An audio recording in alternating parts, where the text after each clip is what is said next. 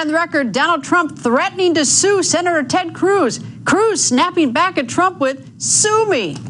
Plus a bombshell endorsement in South Carolina. South Carolina Governor Nikki Haley standing by to go on the record with her big announcement. But first, we take you right to the campaign trail. Who's this guy, Lindsey Graham? You have a guy, he's one of the dumbest human beings I've ever seen. I think you want someone who reveres the office, who respects the office, who doesn't use profanity. Conservatism didn't start 2 years ago. And it didn't start when I got to South Carolina. So, Donald, I would encourage you, if you want to file a lawsuit, file the lawsuit. Senator Cruz, he'll say anything. He'll say, for instance, I'm very strong on the Second Amendment.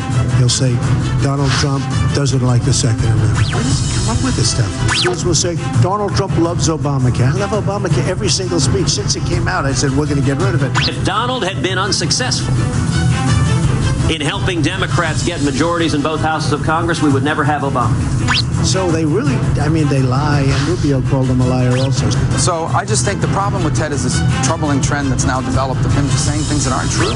The bullying is not going to work. South Carolina Governor Nikki Haley and 2016 GOP presidential candidate Senator Marco Rubio both go on the record with a major endorsement. Good evening to both of you. Good evening, Greta. Good evening, Greta. Okay, Governor, first to you, although I think it's pretty obvious looking at the screen, you are endorsing in this South Carolina primary and the 2016 race. Do you care to share it with the class, as the nuns would say? Of course. I am so excited for South Carolina. I'm excited that Saturday we're all going to the polls and that we are going to weigh in on who's going to be our next president. And I did what so many families are going to do on Saturday, which was really weigh what it is I'm looking for in a president. And I have 2 children, so I want a country that I know will be safe.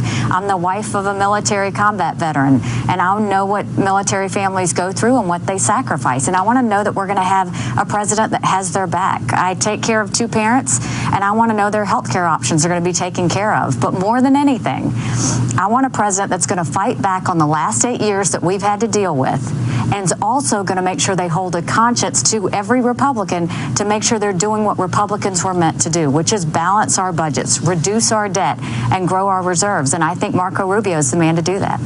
Senator, everyone is vying for this endorsement of the governor. As no secret, even Governor Bush talking about how important it was to him, and I'm sure he's disappointed tonight. How did you find out that Governor Haley was going to endorse you? Well, we had a chance to speak over the last few days, but obviously I knew she took the situation very seriously. It's an important decision. She has built up an incredible reputation here in South Carolina and across the country. It's one of the things I said is we'd love her help beyond South Carolina. I think people all over the country admire her very much. And so we were excited when we got the word that this was a real possibility. And for us, and for me, and I've said this before, and I would say, despite the endorsement, I would say this, she represents everything I want the Republican Party to be about: fiscal responsibility, a limited federal government, all the things that our government should be about and all the things our party should be about, she embodies. Governor, you have an incredible favorability rate in the state of South Carolina. I think it was 81% the last time I noticed, which was December. So, but most of the voters, Republican voters in South Carolina, according to the polls, they say they want Donald Trump, #1, and then they say their second choice is Senator Ted Cruz, and then right behind is your endorsed candidate, Senator Marco Rubio. Do you think you can persuade the South Carolinians, who obviously right now don't agree with you, to vote for Senator Rubio? Well, let me tell you about South Carolinians. They are very independent, but they are very thoughtful. And all you have to do is go back and look at what we went through in 2015, and that tells you all you need to know about South Carolinians. What I want is for them to go to the polls on Saturday. And what you're going to see me do for the rest of the week is tell them why I think Marco Rubio is the person that we need as president. He's got the fight to really go to Washington and actually see action happen. He's got the passion that we love in South Carolina, that we want to have get done. And he's got the conviction. And at the end of the day, that's what we want. That's who South Carolinians care about. He's got the conviction to go there and do the right thing. And that's what I'm going to tell the South Carolina voters, and that's what I hope that they'll do when they go to the polls on Saturday. Senator, I think it's pretty obvious that Governor Haley was not going to endorse Donald Trump after the State of the Union response. I think that's pretty obvious. Do you consider it a win, in recognition of where the numbers are, is if with this endorsement that you move up to second place, although in many polls you're within the margin of error, but is that considered a win for you this Saturday? But, you know, Greta, elections are ongoing processes. People may perhaps were in some place on Monday, and by Friday they changed their minds. It's based on new information.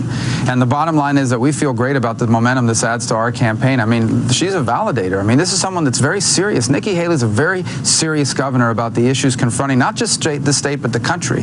And for someone like that to weigh in is going to have an impact on voters, not just in South Carolina, but around the country. But even more than that, I would say to you that this is so much about what our campaign is about. Her and I both share a common background in the sense that our parents weren't born in this country. They worked hard their whole lives to give their kids a better chance. That's what America's about. That's what conservatism is about. That's what we want the Republican Party to be about. And that's what this is going to give us a chance to make this election about.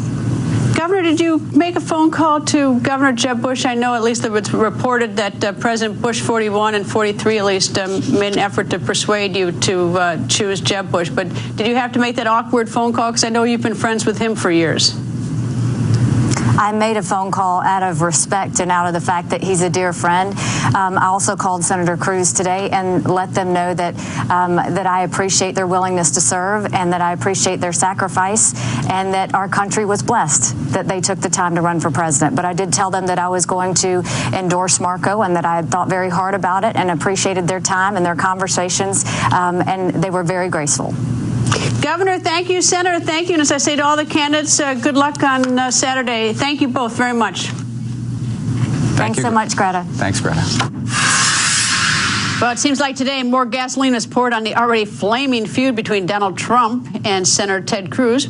Short time ago, Trump stepped up his attacks on Cruz. Trump is now threatening to sue Cruz for defamation. But Senator Cruz, he's refusing to back down. So what's the issue? It's this Ted Cruz ad. Life, marriage, religious liberty, the Second Amendment. We're just one Supreme Court justice away from losing them all. Would President Trump ban partial birth abortion? Well, look, I'm very pro-choice. But you would not ban it? No. Or ban partial birth abortion? No, I would. I am pro-choice in every respect. We cannot trust Donald Trump with these serious decisions. And Senator Cruz's reaction to Trump's threat? He says he's going to play that ad more. And the senator even daring Trump to file that threatened lawsuit. Donald's lawyer sent our campaign a cease and desist letter. And this letter, I will say, having practiced law for many, many years, this letter is one of the most remarkable letters I've ever read. Mr. Trump, you have been threatening frivolous lawsuits for your entire adult life. Even in the annals of frivolous lawsuits, this takes the cake. So, Donald, I would encourage you, if you want to file a lawsuit challenging this ad, claiming it is defamation, file the lawsuit. One of the things I look forward to most of all is deposing Donald Trump. For that particular endeavor, I may well not use outside counsel. I may take the deposition myself. Whether in a deposition or a court of law, getting Donald Trump under oath, under penalty of perjury, answering these questions. Well, I'll point out it didn't work out very well for Bill Clinton. Donald Trump does not want to be under oath answering questions about his own record. Trump, of course, hitting right back. What this guy Cruz did with Ben Carson was an absolute disgrace. What he did with he stole, it was theft. And then they come out with a voter violation form, which is a fraud as far as I'm concerned. And what he did with that whole thing was a disgrace. So we're not going to let that stuff happen anymore. I mean, we're not going to let it, we will not let it happen. We're all watching, you're all watching. Keep your eyes wide open. These politicians, here's a guy, he raises the Bible, and yet he tells fibs, he tells lies, and then he does the stuff to Carson, and he does other things very bad. So politicians are bad people. Boy, they are bad. Would you believe it? And in a statement, Trump blasting Senator Cruz saying this, quote, he's a liar, and these ads and statements made by Cruz are clearly desperate moves by a guy who is tanking in the polls. Watching his campaign go up in flames finally explains Cruz's logo. Now, later in that same statement, Trump says, if I want to bring a lawsuit, it would be legitimate. Likewise, if I want to bring the lawsuit regarding Senator Cruz being a natural-born Canadian, I will do so. Time will tell, Teddy. End quote. Now you're going to hear straight from both the Trump and Cruz campaigns. The Trump campaign spokesperson is standing by, but first the communications director for the Ted Cruz campaign, Rick Tyler. Good evening, sir. Hey, Greta, how are you? Very well. So do you think Donald Trump is going to sue your candidate and your campaign? I have no idea. I mean, you can't predict what Donald Trump's doing from one day to the next. But Greta, look at what this campaign has come to. We have Donald Trump, who's threatening lawsuits. We have Marco Rubio, who's claiming talking about false or fake Facebook ads, and then you have Ted Cruz, who's talking about rebuilding the military and appointing conservative justices to the court. So I think the difference is between smear, fear, and lies, and someone who has truth, integrity, and trust on their side. So it's kind of a shame that this is all happening a couple days before this really consequential election is coming up on Saturday. We're talking about these trivial things. Well, did some of this, though, start with Iowa? I mean, it was really, I don't know how you explain Iowa, but that whole thing with Dr. Ben Carson, whether it was unfortunate or deliberate or something else, I mean, it really did. I think it was painful to the Carson campaign. Well, I can explain Iowa. We had 16,000 volunteers on the ground, knocking 10,000 doors a day, making 20,000 phone calls a week. We won Iowa with an army of volunteers, getting our people to the caucuses, and they did come to the caucuses. And by the way, Dr. Carson finished ahead of his polls, ahead of where he did. We did too, and Trump was the only one who finished below his polls. And we still got. But Rick, the problem is that there was a statement put out that Ben Carson was leaving the campaign, and please vote for Ted Cruz. No, you don't think there that? Was a state? No, that he was going to Florida. The implication was. Right, which was reported by a major competing network of yours, and that was the story. We repeated the exact same story that they said. And by the way, Dr. Carson didn't come to New Hampshire until Friday, so the report was correct. But again, we're arguing about these trivial matters, about Facebook pages, about who's going to sue who over eligibility. I don't think the voters of South Carolina care anything about that. I think what they care about, in particular, is rebuilding the military. And Ted Cruz talked about how he's going to rebuild the military to keep us safe because the Obama administration has gutted it. And yet we're talking about these really silly, nonsensical, pathetic matters. Do you think that if he does sue, will Senator Ted Cruz really dust off his law books and depose Donald Trump? I mean, because I got to tell you that the videotape of that will be something else. It sure would be. Well, Donald Trump would have to be his own character witness against himself. Because after all, Craig these are his words in the ad that he's suing over. Imagine this. He's suing over defamation, and you're a lawyer, Greta, defamation and libelous statements, which are his statements. It's really fairly remarkable. Except there is a tort that's really not used very much, and that's called false light. And it does have, that tape was from 1999, and he has been pro-life since then, at least so he says. But you did put it in the upper corner. I got to give that to you. But let me give you Democratic pro-abortion candidates. He did it 2 years ago. He just praised Planned Parenthood on the air. I mean, goodness sakes, he's not pro-life. I'm trying to just break in to give you one. I'm just going to break in to give you one. How about that NBC poll? Do you like it?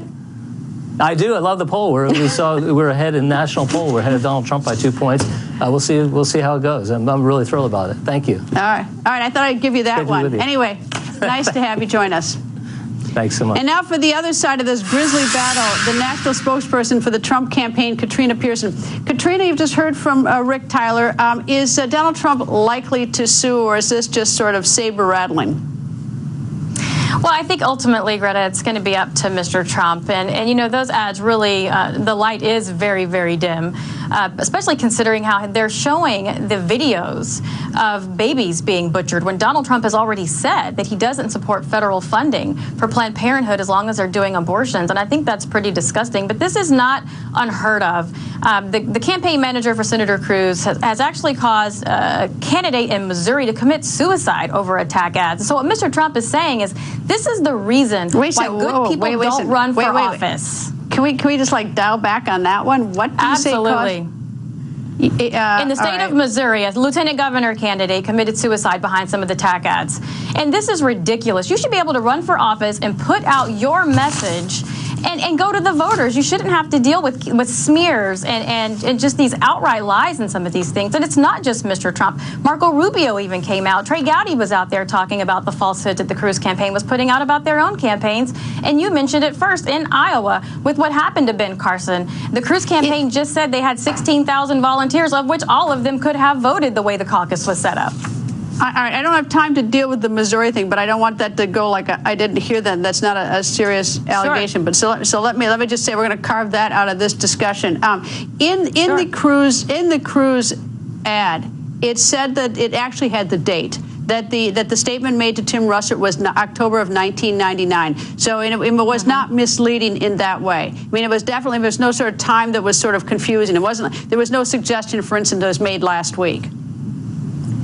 So but they are saying that this was happening just last week, and it isn't. They're saying today that Donald Trump supports abortion. They're not saying that he previously supported abortion. They're saying he does today. They're saying he supports partial birth abortion even today, and he doesn't. More importantly, they're saying that Donald Trump is anti-Second Amendment. That's simply not true. Donald Trump has a concealed carry license in the state of New York, an NRA member. His sons go hunting all of the time, and it's just absurd that they're trying to distort Mr. Trump's character this way today.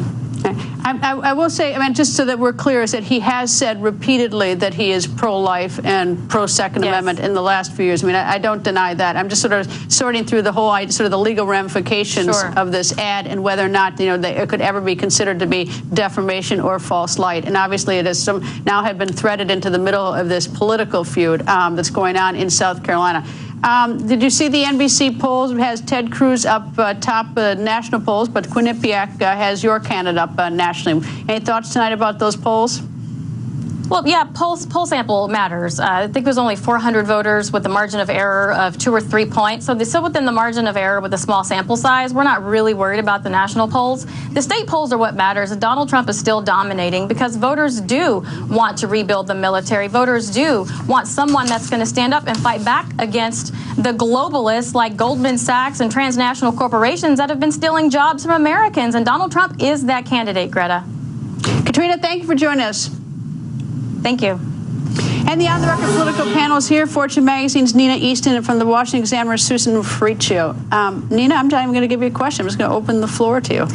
I mean, I don't know where to begin. Well, that's why I didn't have a question. I didn't have a question for you. It's like, I mean, Donald Trump clearly, there was a razzle-dazzle element in threatening to sue Ted Cruz, because what he wanted to do was all of us be talking about the lawsuit, not the ad. When I congratulate you for at least playing the ad, because it raises questions over Donald Trump's previous support for partial birth abortion, because he doesn't want us talking about this. He wants us talking about the lawsuit. And then you have to, when you talk about lawsuits, which was a familiar tool he used in business, you have to start wondering about defamation lawsuits that should be filed by John McCain or Megyn Kelly against Donald Trump. I mean, it's just all so rich. But the thing that's especially rich to me is there's a difference between an insult. I mean, like the insults isn't actionable. I mean, I think you're a dope or something like that is not actionable. But those were his own words. So that's and these are also public figures. I actually would investigate.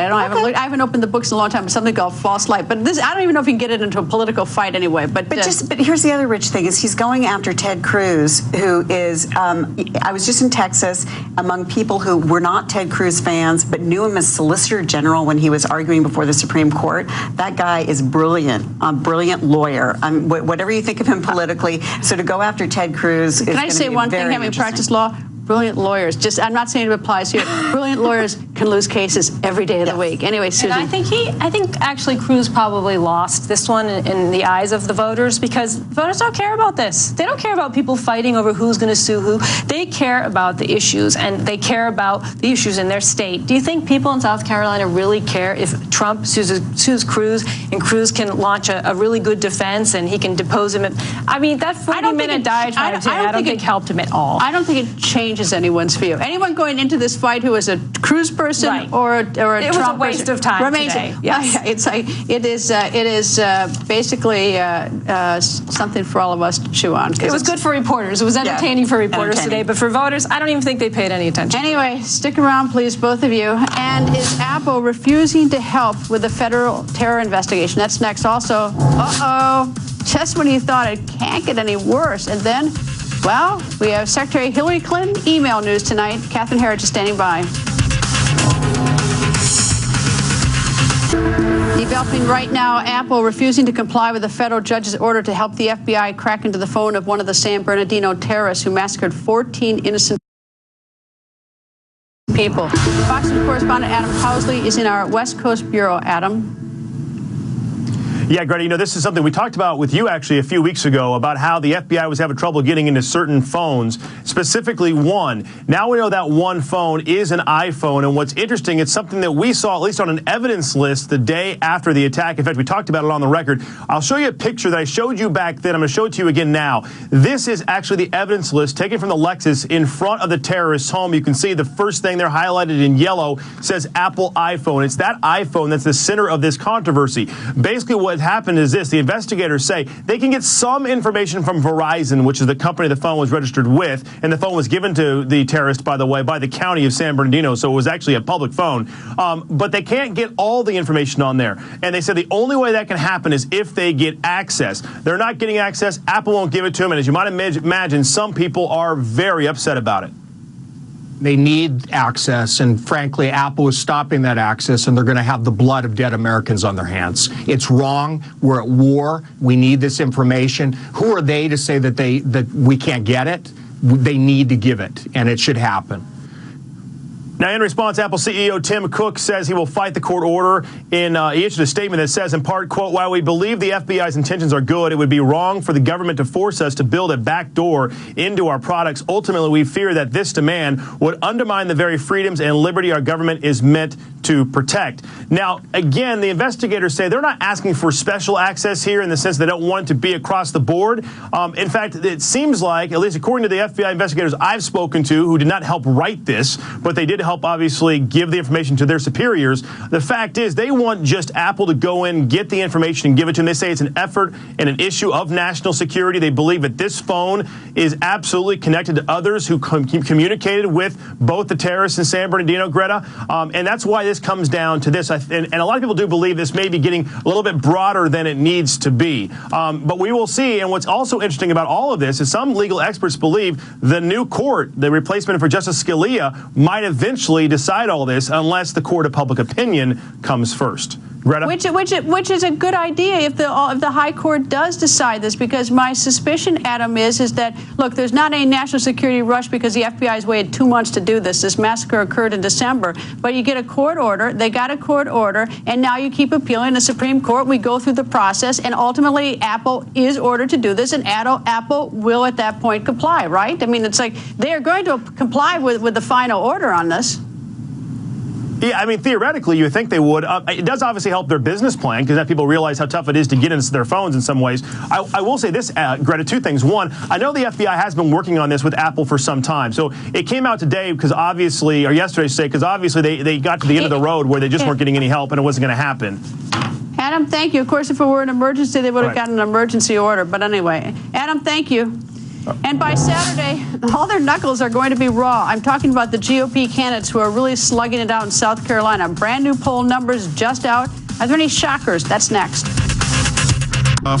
But it's not strong to denigrate people. But we can't have Hillary, we can't have Bernie, we can't have these people that are going to destroy it.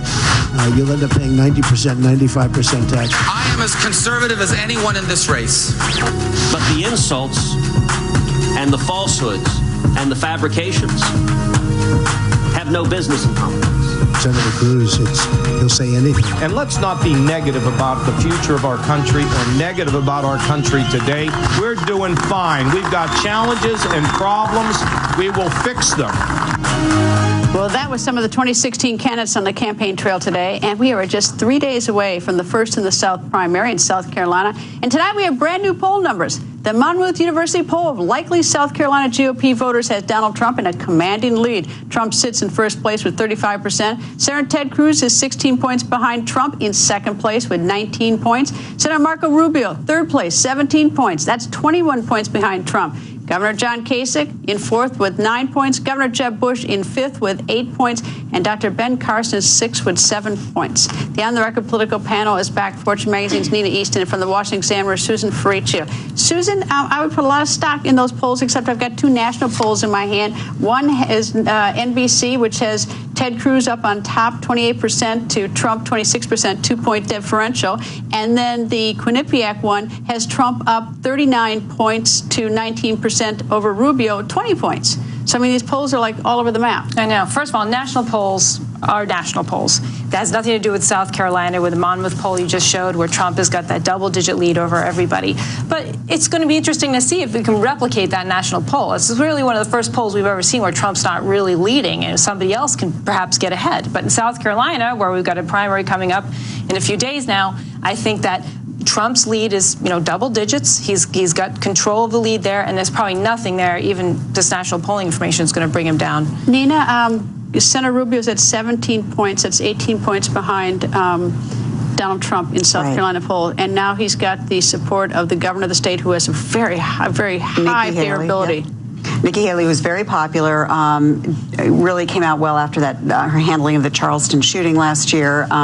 She's of course on a short list for VP candidates. So that was a real get for him, and it was a real loss for Jeb Bush because he was thinking that he would get it. Now, but harken back to 2012. Yeah. She came out for Governor Romney in South Carolina, and he lost to Newt Gingrich by about 11 points. I mean, like, what do these endorsements mean? I don't think it means, this does not mean he's going to win, and given the numbers that Susan was talking about, he's not. But what this does is, I think even Rubio said, it's a validator. And what it says for the establishment lane is that Rubio is not dead after his drubbing by Chris Christie in the debate in That's New a great Hampshire. point. That's a great the point. fight for second place is so important here. That poll you just showed, where you had Cruz and Trump, Cruz and Rubio neck and neck. Now Rubio has the endorsement, and he can really perhaps pull ahead and win second place, which is the all-important second place after Cruz, rather, for the mainstream lane versus the outsider lane. So, and of course, you've got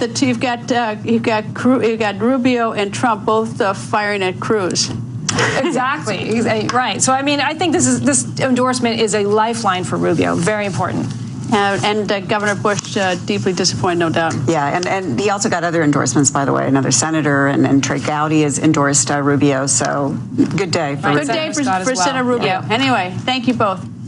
And developing right now, brand new email headaches, maybe even a migraine for Secretary Hillary Clinton. Fox News Chief Intelligence Correspondent Catherine Harris is here. Catherine. We're learning more about these highly classified emails, 22 of which are just too damaging to national security to make public. What we've been able to confirm is that there was a discussion between Mrs. Clinton and her then special envoy to Afghanistan and Pakistan, Richard Holbrooke, about an Afghan national and a report that he was on the CIA's payroll. This is extremely important because it means at least one individual was potentially compromised to have their name and their relationship with the CIA discussed on this unsecure format. All right. Now, Richard Holbrooke is someone we all know. In fact, I even traveled to Pakistan, and he briefed us when he was there. He died a couple of years ago. Do you know, I assume was he using a State Department issued email account? Do we even know that? Not that it matters necessarily to Secretary Clinton, because she's on the receiving end. I can't independently look at these emails because they're so highly classified, but my understanding, talking to multiple sources on this story, we've been working on it for 2 weeks, is that he was using a state.gov account and Mrs. Clinton was using the clintonemail.com. This is really bad. I mean, if you out an Afghan national who's on the CIA payroll, I mean, that's just about as bad as it gets, other than giving out the the nuclear code or something else. But I mean, this was bad. Well, for a full picture, the way it's been described to us in our reporting, they were discussing a New York Times story that identified the Afghan national as being on the payroll of the CIA. Oh, well, that makes it a little. That takes a little bit of the sting out of it. Yeah, but in the end, it doesn't matter, because if you have a clearance, you're not supposed to confirm or deny information about a classified program or an asset, and that appears to have been the case here. I can tell you that the last thing lawyers want to do is splitting hairs like that anyway, before a jury explaining that it's not quite so bad because it was like that. But that's like, this is lousy. It's good to have all the data. Yeah. Make your own mind. Catherine, thank you. You're welcome. And a horrific bomb attack, many murdered. We're going to take you live to Turkey. That's next. Plus, is Donald Trump more of a candidate or more of a reality star? That's coming up.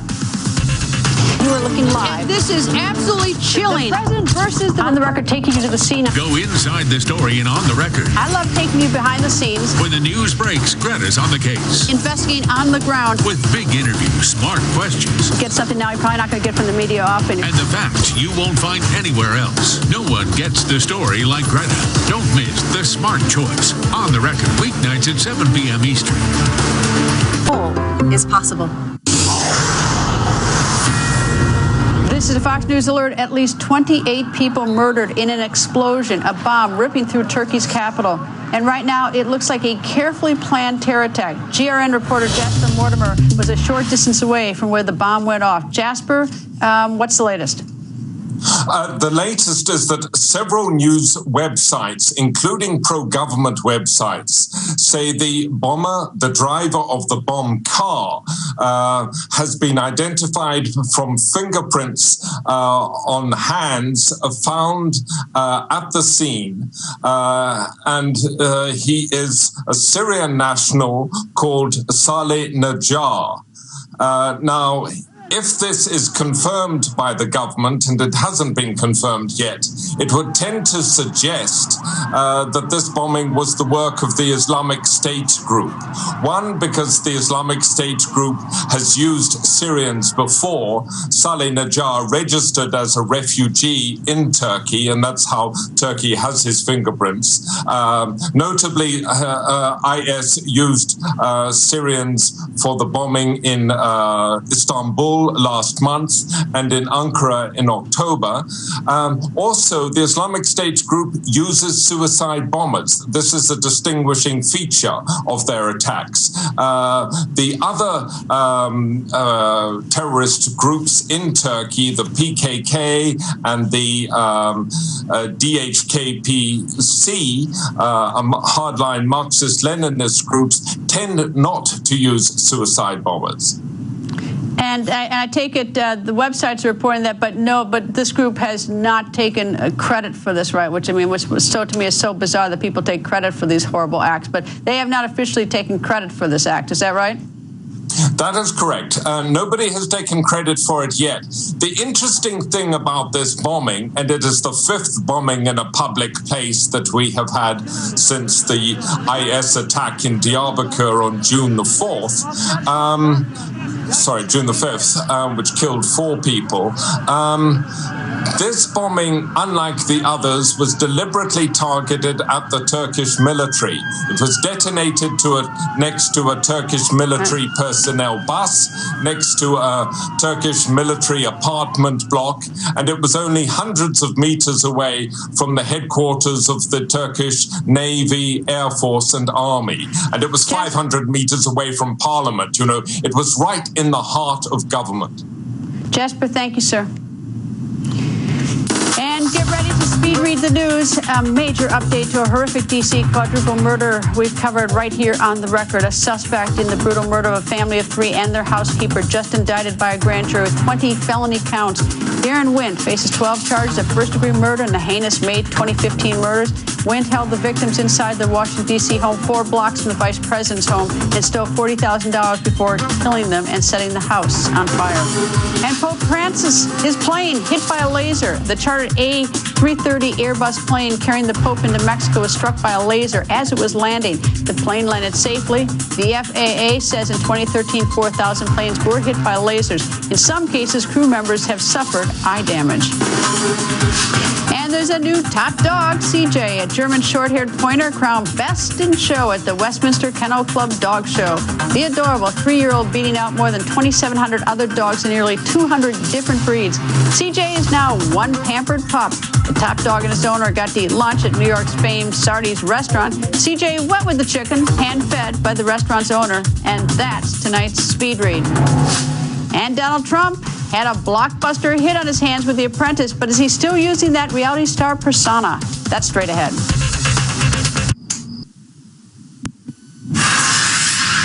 Well, no one has ever seen anything like it. Presidential candidate Donald Trump defied just about every single political odd. But maybe that's because, as he will tell you, he's not a politician. Maybe Donald Trump is still a reality TV star. It was a little strange that a front-running candidate would attack the President of the United States, who did keep us safe, while he was building a reality TV show. Being president is a serious job. It's not hosting a talk show or a reality show.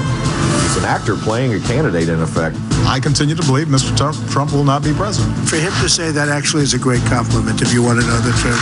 The reason is because I have a lot of faith in the American people. You're lucky I didn't run last time when Romney ran, because you would have been a one-term president.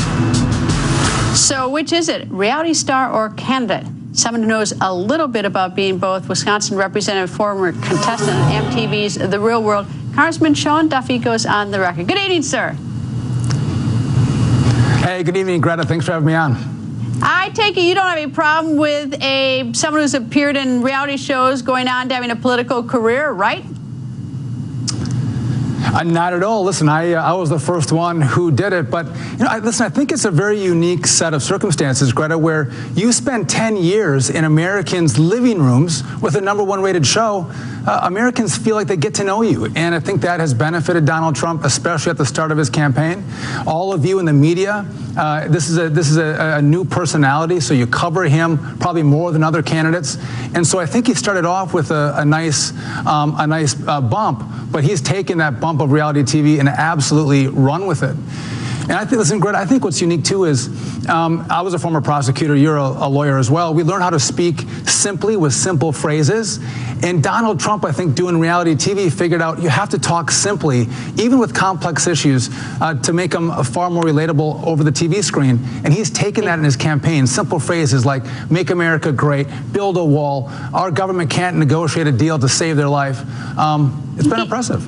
You know what I think is interesting, though? I think it's rather elitist of the other candidates to refer to him as so they look their nose down at him like he's a reality star. Most Americans, a lot of Americans like reality TV, and they're ignoring the fact that whether you love Donald Trump or not, he's been a very successful businessman, and they don't say that. They don't talk about his success as a businessman. They sort of look down at him because he was on a reality TV show. But Americans like reality TV, and they like the people that are on them, at least some of them.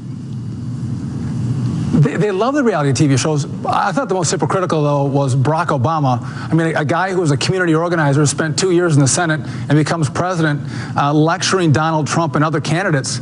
I mean, that's the height of hypocrisy. But Greta, I think what's unique, you think back to Ronald Reagan. In the 1970s, he wrote and delivered these 3-minute radio addresses, and they'd play them during drive time. And his handlers or his team looked back on those radio addresses and said, this is one of the key platforms that he had when he ran for office in 1980. Donald Trump, in a very different but similar way, had this reality TV show where he was able to talk to Americans about business and free enterprise that I think Americans have tapped into. Now, the problem is there's not much meat on the bone of his policies. It's just a lot of pretty language. That's why I'm with Marco Rubio. But I think it's been effective for him. I was just going to ask you who you're for, but you gave that out for me. Anyway, Congressman, thank you very much, and go Pack, right? Go Pack, go Greta. Have a good one. All right. See you. Let's all go off the record. President Obama is not going to Justice Scalia's funeral on Saturday. He's sending Vice President Biden. Now, President Obama will pay his respects on Friday at the Supreme Court, where Justice Scalia will lie in repose, but not the funeral. Why not? Well, here's what Press Secretary Josh Earnest said when asked about the funeral. The president will pay his respects at the Supreme Court on Friday, and he'll be joined with the First Lady when he does that. I don't have a sense of what the president's plans are for Saturday. The president obviously believes it's important for the institution of the presidency to pay his respects to somebody who dedicated 3 decades of his life to the institution of the Supreme Court. Now, that doesn't provide us an explanation why the president is skipping the funeral, and the American people deserve to know why our president won't be representing the nation at a Supreme Court justice's funeral. Now, if there's a great reason, I'm going to back the president up, but no reason? Well, that's not right. By the way, when Justice Rehnquist died in 2005, then President George W. Bush went to his funeral and gave the eulogy. So for the sake of our nation and decency, I hope it isn't politics keeping the president from the funeral. Yes, President Obama and Justice Scalia held very different views about the Constitution. But what makes our nation great is that important times like this, and while the world is watching, we momentarily set aside all our differences and act big and unite. And the following day, well, then it's fair to go back to debating all our differences. So, Mr. President, the ball is in your court. Why aren't you going to the funeral? And that's my off-the-record comment tonight. And it's time for your campaign flash. Donald Trump just wrapping up a rally at the Sumter County Civic Center. Trump supporters started lining up hours before the event started. And Governor Jeb Bush hitting the beach. Well, kind of. Governor Bush holding his town hall at the Spring-Made Beach Resort in Myrtle Beach. And Ohio Governor John Kasich back in the South. After spending a few days campaigning in Michigan, Governor Kasich held a rally in Bluffton, South Carolina. And that's tonight's campaign flash. That's all for now. We'll see you again tomorrow night right here at 7 p.m. Eastern. And right now, stay tuned for an O'Reilly Factor Special Election 2016 Protecting America, hosted by Eric Bowling. That's next. And also make sure to check out our Facebook page. There's a lot going on our Facebook page. And of course, there's always Greta Wire, where everyone goes after the show to debate everything that was said on the show. So good night from Washington. See you tomorrow night, 7 p.m. Eric Bowling is next. Watch him.